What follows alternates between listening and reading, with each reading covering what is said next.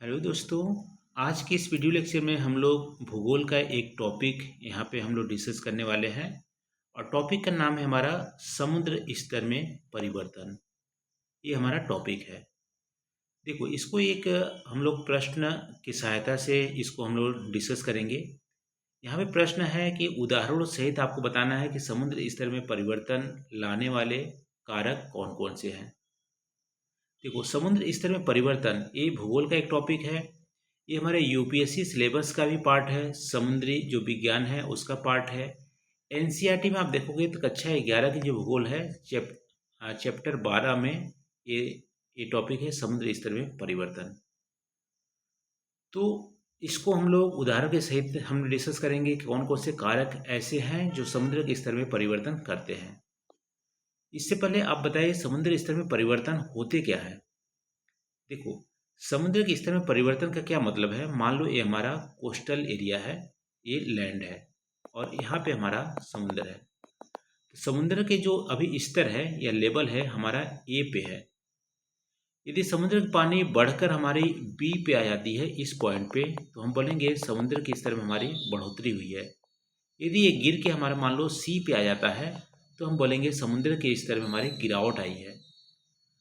तो समुद्र के स्तर में या तो बढ़ोतरी हो या गिरावट आए, दोनों को ही हम बोलेंगे समुद्र के स्तर में परिवर्तन हुआ है।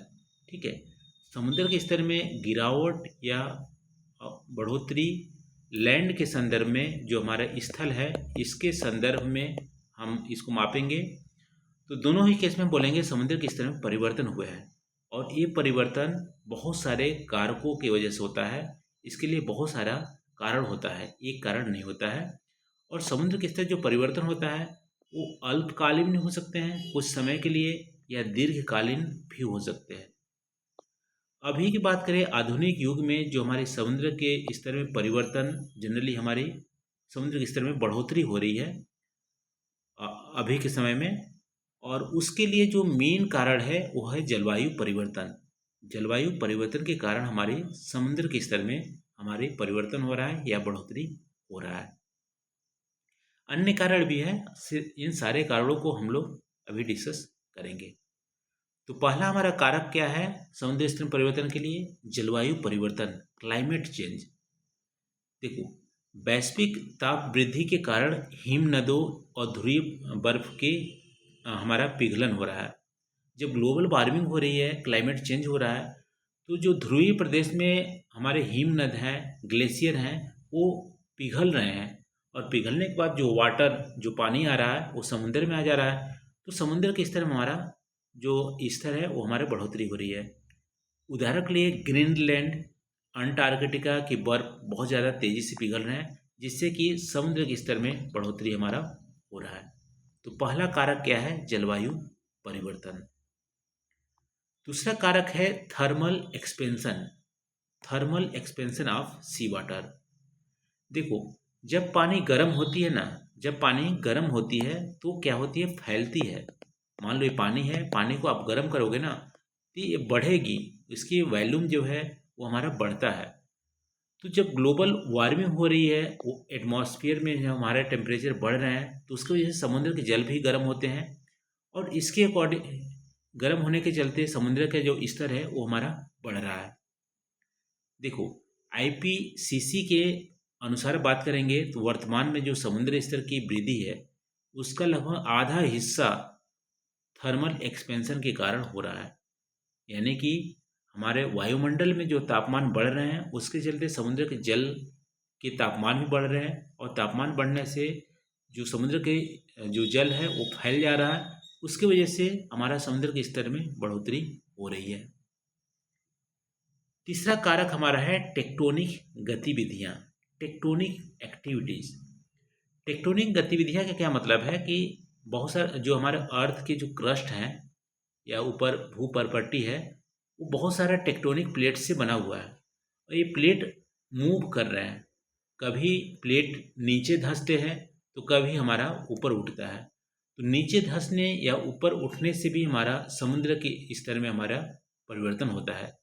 जब प्लेट ऊपर उठता है तो समुद्र के स्तर नीचे जाएगा, क्योंकि हमारा लैंड से हम संदर्भ में देखेंगे तो नीचे जाएगा और जब हमारा प्लेट नीचे धंसता है तो समुद्र के पानी हमारा ऊपर आएगा। ठीक है, इस तरह से सापेक्ष हमारा समुद्र के स्तर में परिवर्तन होता है। उदाहरण के लिए बात करें तो 2004 में जब हिंद महासागर में भूकंप आया था, सुनामी आए थे, इंडोनेशिया में जो इंडोनेशिया की जो प्लेट थी वो नीचे भूमि में धंस गई थी, सबसाइड की थी। तो उसकी वजह से इंडोनेशिया के आसपास जो समुद्र स्तर है स्थानिक रूप से बढ़ गया था। ठीक है, जब नमी टेक्टोनिक प्लेट नीचे जाती है तो समुद्र स्तर हमारा बढ़ जाता है। चौथा हमारा कारक है ग्लेशियल आइस और हिमनद चक्र।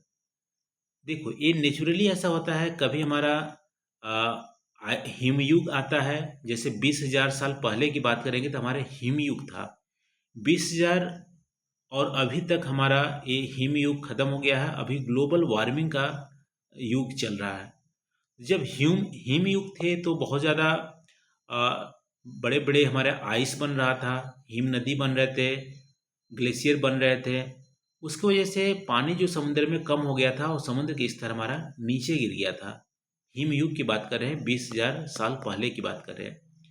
लेकिन अभी जो हमारा हिमयुग नहीं है, अभी हमारा ग्लोबल वार्मिंग का पीरियड है। इसकी वजह से हमारे जो बर्फ़ हैं, हिमनदी है, वो पिघल रहे हैं। उसकी वजह से हमारा जो समुद्र का स्तर हमारा बढ़ रहा है।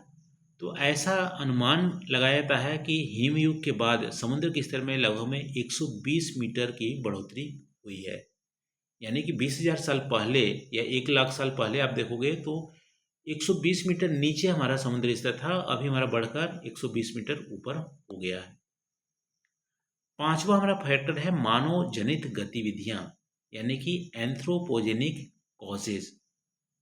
देखो, मानव जनित गतिविधियां में मेनली क्या होता है कि जो ग्राउंड वाटर है, जो भूमि के नीचे की जो पानी है, उसको हम बहुत ज़्यादा निकाल लेते हैं।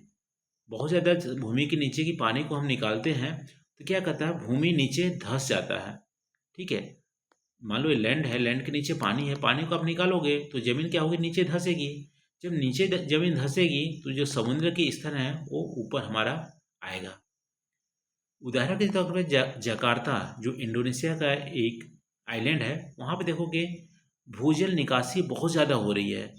उसकी वजह से भूमि में धंसाव हो गए हैं और वहाँ पे समुद्र के जो स्तर है उसमें वृद्धि देखने को मिली है।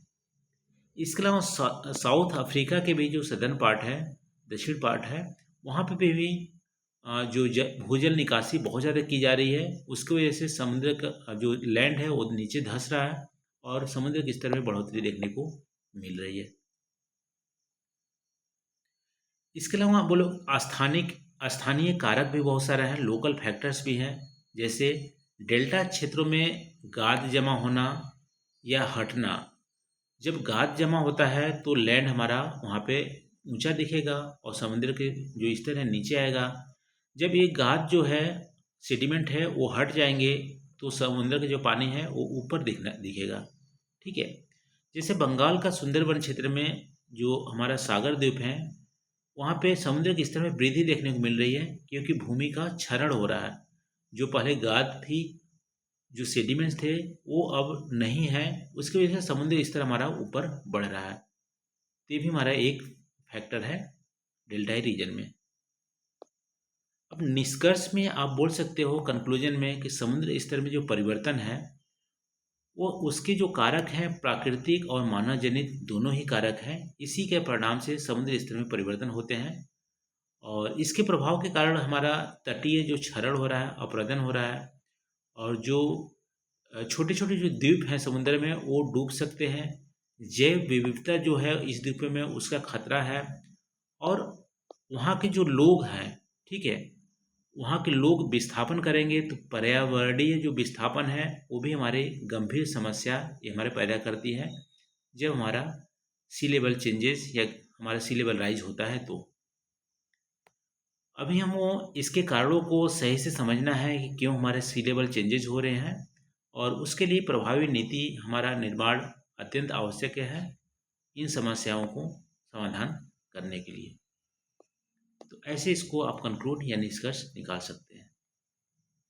तो ये रहा दोस्तों, आज हम लोग डिस्कस किए क्या, समुद्र स्तर में परिवर्तन के लिए जो जो कारक हैं उसको उदाहरण सहित हम लोग यहाँ पे डिस्कस किए। वीडियो कैसी लगी आप ज़रूर कमेंट करके बताइएगा।